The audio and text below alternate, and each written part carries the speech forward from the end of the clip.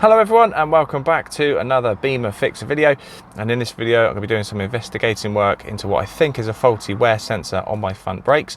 The reason I think it's a sensor, not the pads haven't been changed all that long ago, unless there's a fault with the caliper and it's caused one of the brake pads to wear down prematurely and that's what's triggered it. But there isn't any reason really why the sensor has gone bad. So I think it's either degraded or potentially come out and been ripped off, but we'll have a look. Another reason is why I think it's a sensor is it won't let me reset the brake pad like here.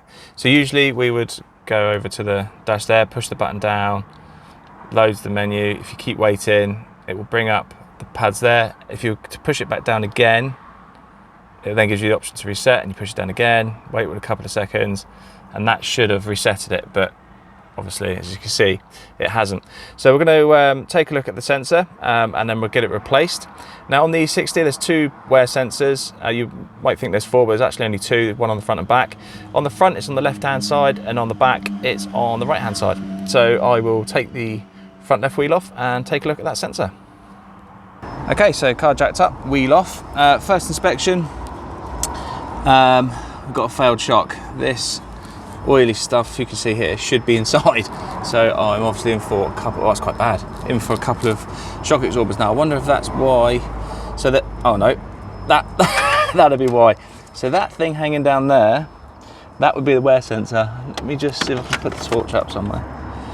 Okay, so this is the wear sensor, and as you can guess, it shouldn't be just hanging down there. It belongs in there. See that little hole there, that little space? That's where it should be. So there should be a little spring that sits in that recess there, and then that's what holds the sensor in place. I don't think that's one. But what I'll do is I'll check the pads. Well, I can see there actually. You can see better than I can. The pad looks absolutely fine. So what we're going to do is we're going to remove the old sensor and put in the new one. So it's, I have to excuse the neighbours drilling away. Yeah, so it's literally just follow it around there, goes up, around that again, that should be in there, and then up and goes into this little box here which will open, and but I'll show you how to unplug and everything once I get you set up. Okay, I hope you can see that a bit better. I've turned the wheel to give me a bit more access and to make life a bit easier for me. So to remove the old one, you could just pull it out if you haven't already from the brake pad. If you're going to do this with a brake pad change, to be fair, I don't know why I didn't change it. It must have been okay at the time, but I would recommend changing it when you change the pads, because they're very inexpensive anyway. So to remove the old one, what you need to do is just, it's tied in with the bleed nipple. Oh, this is all corroded anyway, but usually that would just lift up out of the way and you can bring it over the top of the bleed nipple. Then you can bring it out from that anchor point just here. I don't know if you can see that, just there, pull that out. I think that had come out either through me turning sharply or going full lock, or I went wading through quite deep water, and that might have been what pulled it out. So then that goes up into this little box here, which houses the connections for the ABS sensor and the wear sensor. So behind there, there's some little clips. There's two, one at the top and bottom. So you get your finger underneath. Can you see that okay? I think you can just about see that, can't you? And then the same again at the top. He says, there we go. And then that opens up like that. And then you can see you've got a blue one and a white one. And the white one is our wear sensor. So if we just pull that out like so, there's a good opportunity to get in there as well and give it a bit of a clean, because you will get an accumulation of muck. And then you can pull, move that out of the way, pull them apart. Now, that's probably been in there a very long time and may need a bit of penetrating fluid, because I don't think that's gonna come out. So you've got a little clip. If you can see, there's a little clip on the top. You can just give that a press as well. Oh, there we go. So that's our old one removed, and we have our new one. And our new one will be a reverse fitting. So just make sure that they are the same. Make which I'm pretty confident they are. As you can see, they are. That old one does show a little bit of wear compared to the new one, so that might have been worth doing earlier. Anyway, lesson learned. So, putting it back, we just need to do the reverse. So, we will pop, it will only go one way, so it'll be that way.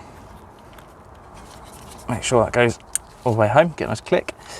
And then we post that back up into the holder. Slide that.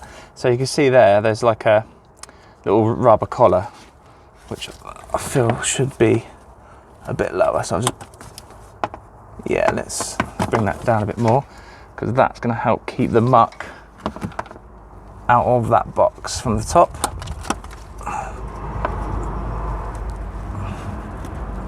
A bit more.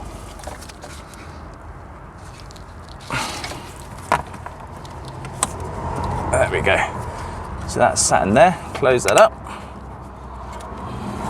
Right, now we have that anchor point. That rubber one goes in the oh